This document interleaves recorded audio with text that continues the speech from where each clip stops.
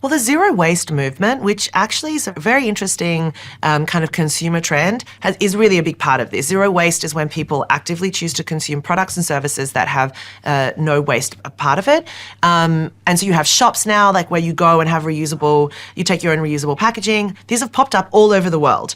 And you are seeing big supermarkets provide these types of solutions as well. So there's lots happening. It's just, it's not integrated into our lifestyles yet, I think, where it's so normalized that it's not clunky. It's still a bit clunky. So it'd be great if there was like service provisions where this was super seamless and you didn't even have to think about it. So there are now some online companies that are doing that, where they'll deliver you all your grocery items and then the containers get picked up the next time. And we're seeing that even come into big service providers like Amazons of the world, where they're exploring how they can minimize the packaging and so forth. So there's multiple different things happening.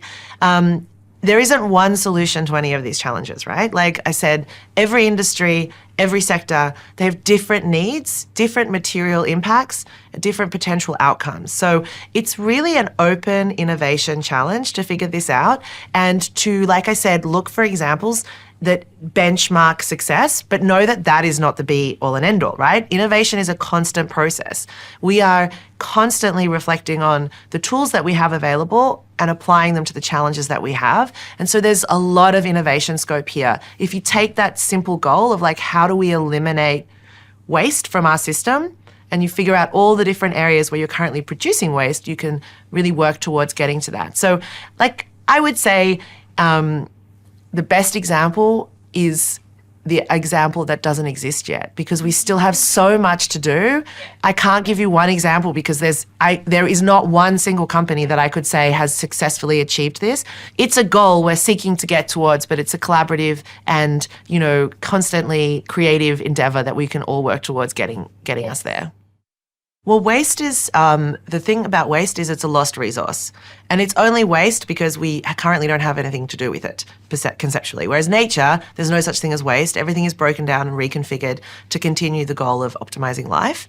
So I see technology as a critical part in that resource evaluation and then redeploying. Like if we know what resources are currently being wasted, we could also use AI and different technologies to redeploy it in efficient ways. So imagine, rather than the things getting picked up from your house going to a landfill, imagine if there was some sort of technology that could assess what it is and then pick out the things that are valuable and redeploy them in different ways. So we have a lot of opportunity if we apply the technology that currently exists.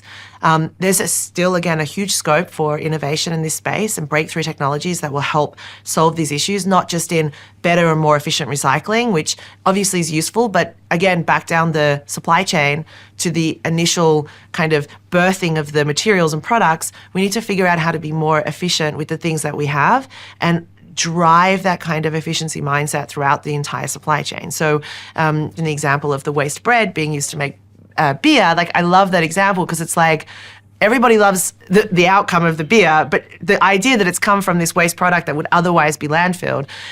So we have technology can really help optimize, look for those opportunities and help streamline those processes.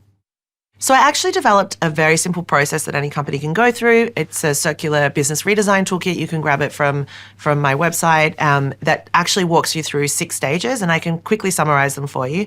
The first is a life cycle assessment of your current product offering. So every product that exists is currently linear, full stop. Even the circular business models have linear elements. So you essentially look at the full life of the current product, you gain an understanding of where the impacts are occurring. And then you come at that with the circular design strategies and you figure out how you could reconfigure that within the circular economy model. There's a hierarchy, reuse is at the top, goes all the way down to recycling, very simple 6-7 steps, and you can see which fits and you can kind of explore different ideas.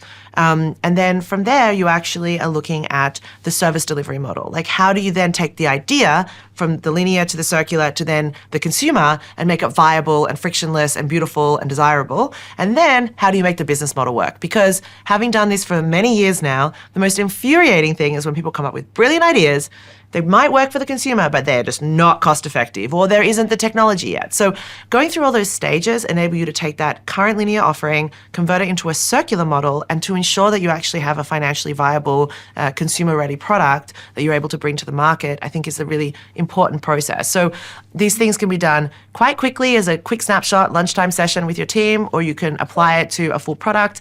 The goal here is its iteration, right? You're not going to come up with one solution right away. Absolutely not. In fact, if you did, it would be a miracle. So the more you challenge your team, and I don't just mean your design and engineering teams, all parts of your team are critical here: sales and marketing, business development, because it's a full systems transformation that we need to do in order to understand what's going to be successful for your particular product.